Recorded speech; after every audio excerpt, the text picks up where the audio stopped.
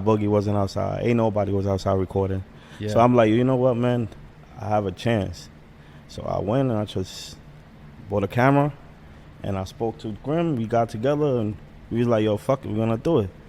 We started filming, putting out videos here and there. I don't want to say like there was a hiatus of racing going on. Like there's a period of time where just the people that he was recording just were not racing anymore. Yeah. So the scene already had transitioned to something different. Right. So other people we grew up watching or seeing, they just weren't outside just because those people weren't outside anymore. Yeah.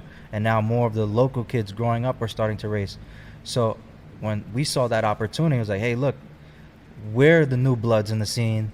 No one's recording. Let's record and bring out what's really happening in the Bronx right now. Right. Of, you know, even if it's a 13, 14 second race, we're going to record it. Yeah. My opinion is the cars that are outside right now that are racing each other, I don't want to say it's low level, but they're not at the main event field.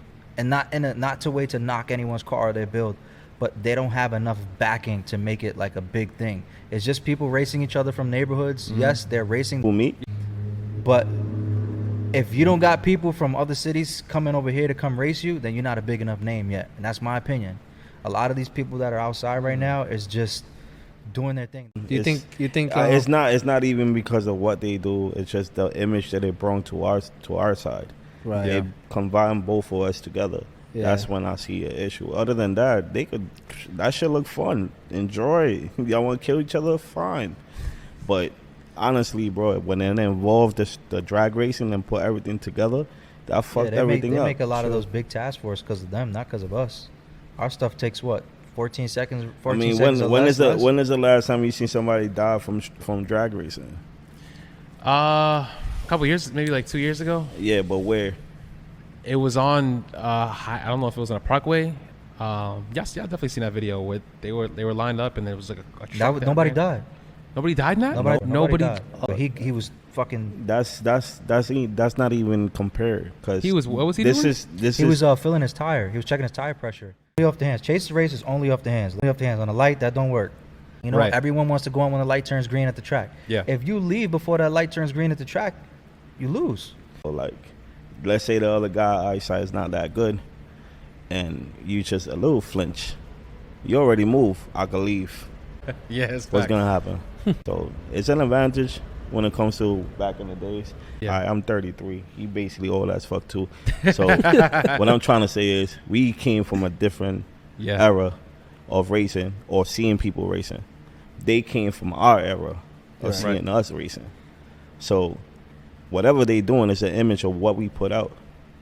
You understand what I'm saying? Because we not that old, but we definitely had part. We put part on what they doing right now. Yeah. What about roll racing? You've chased the race in roll racing? Gay. You want to get into the racing scene, you want to be the best racer in the world, stay consistent, not just your car, but you. Driving style, the way you check your tires every day, make sure you check your tires. Every time you race, you do a certain thing, make sure you do that every time. Because the one time you don't is when it's going to Basically, they use us as a cheat code. At that point, they use us as a cheat code. Because basically, we was making everything work. You know, you build a fast car and then you can't hook in the street. Yeah, then they didn't want to try it. That was the cheat code, you know? Yeah. We can make anywhere hook. And then other cities like Maryland or something. So how do we come together, you know? And that's, you know, how we, you know, oversee working in other places, working on different roads. Because then we started seeing other people work in other places. How's their prep? You know, how do we make our cars work over there now? That makes sense. It's like I said, it's a true business model that you guys are running. You have to do what you have to do. We want you to go straight and make it to the end of the. Take a look at Ginger's Mustang, right? Ginger's Mustang hooks out 60 foots all the GTRs in the city. There's a lot of suspension stuff involved, and we will. Let's say someone brings us a car or brings Hex to the car and says, "Hey, I want to get my car to hook." The car still might not work because you have to make sure everything is working before you. We had that problem with Prom's Hellcat. And what's really the difference between an all-wheel drive and a rear-wheel drive prep? I mean, the rear-wheel drive will actually lay rubber down. So let's say you step it up a notch, get a needle tire. Like I said earlier, our prep gets between the cracks. Then you're gonna bog, or don't even go nowhere, going to limb. So now we bring it up a notch. What's up, guys? If you enjoy my content, support me with a subscription. Sorry for bothering. I'll let you continue with the video. They based the movie after the racing that was going on in Hunts Point back in the day. And then they obviously took it to California. But I don't want to say we birthed it, but it's kind of looking that way. There's something to look up. Anyone who's watching, Google that, look it up.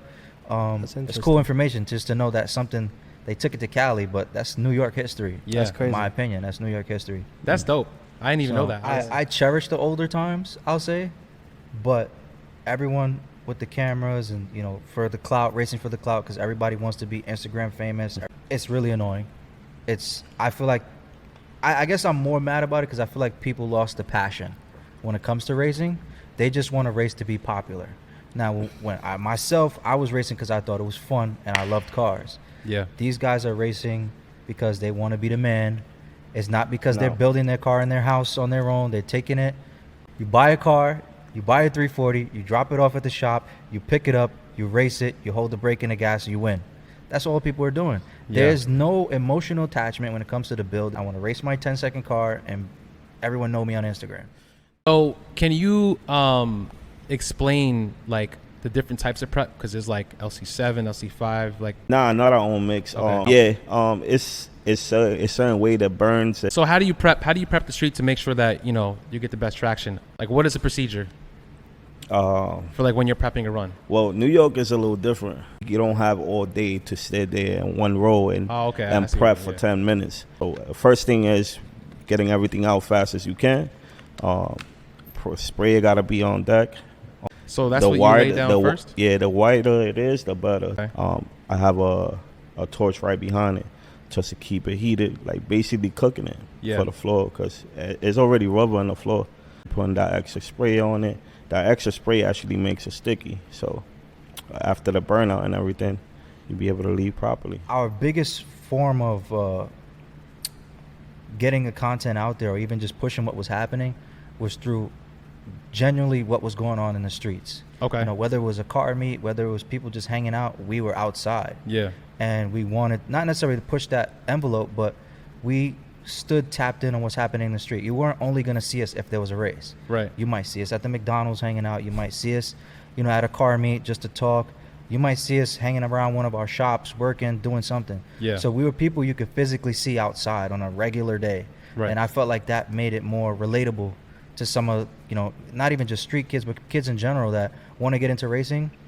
And it's not seen as some superhero in the corner. Like, no, these guys that you see on the videos live up the block or live right here and they're hanging out here. You can come talk to us. We're very approachable. Shit, like 17, you could say? I want to say like 17. 2017. Everyone had like, whatever phone you had in high school was what you were recording. So there was nobody recording street racing because I know Nice Ones was always they'd be recording for years. They've always been track events, right? More so, it wasn't in the street. And you know what it is. My fault to cut you off, bro. When you know what it is when it comes to that, like a lot of people won't come out unless it's a big money race, especially during that time. Yeah. So like all these, even the races we was having, it was nobody recording those type of races. So you know what? I'm like, yo, it's something for people to see. People, if you really want to just get into it, you can get into it. So we started recording everything and just made a whole page about it and ran with it. So I have a question for you guys. How do you guys feel about because you guys film, right? Right. How do you guys feel about people who just come in and start filming new people? I'll be honest. And I'm only asking this because it's like I film, but I'd be scared myself to film that stuff because first of all, if I'm coming into a space where I'm not really familiar with a lot of people, I'm not just gonna start filming some shit that's like illegal for me personally. So is there like a certain way to get into that? Like how do you break into filming that kind of stuff and making it okay? You have to like build relationships or like. Well, of course, that's main key. I mean, when I started filming, I was already involved.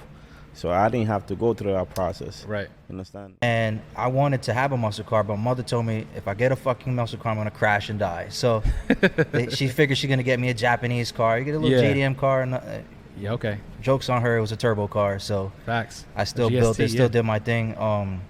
But I was still in that same realm of people who liked American cars, kind of still like DSMs. But once I got into the Hemi life and V8s, different world, different kind of respect when it comes to cars. 'Cause everyone treats Japs a certain way and muscle cars a certain way. 100%. But what I will say is I had a lot more fun with the community and the events when I had the Mitsubishi. I'll tell you right now off the bat, if I'm prepping for you and you leave me behind, I'm beating your ass. Yo, I'm serious. that's true though. If y'all prepping it, y'all should be there first. Like I don't know in terms of what time y'all get there, but like y'all should have a spot in the front technically. Nah, usually we right behind the car we actually prepping for. That's one of the main keys with us trying to prep for new people. Yeah, because the people we've been dealing with them for like a long time already, so they know the process of the way we work. My opinion, you got a Hoosier, or M&H, whatever, something slick. Do a burnout on this. You're gonna leave material down enough to do a pour and go race. If you're expecting a prepped road 60 foot like he does out of this, you're going crazy. So you get a little 20 bottle like this. You could use half and half on each tire or a little less depending what the race is. We do sell these, but most of the time when people hit us up, they want the full effect. So, and how much would that I was bottle gonna say how cost? much. That's a $20 bottle. You guys have bigger ones, bigger. We could do gallons. Your thumb is here. Damn, pour nah, right to where y'all- your thumb is at. Boom. Y'all really got this down to a science, bro. That's 'Cause crazy. You try to make it easier for people to work with you and do what they're expecting. So if I tell you, look at your thumb, you pour. Oh, all right, that's half. Okay, that's half. You pour your thumb on one, and then the rest of the bottle on the other. You should be sort of good.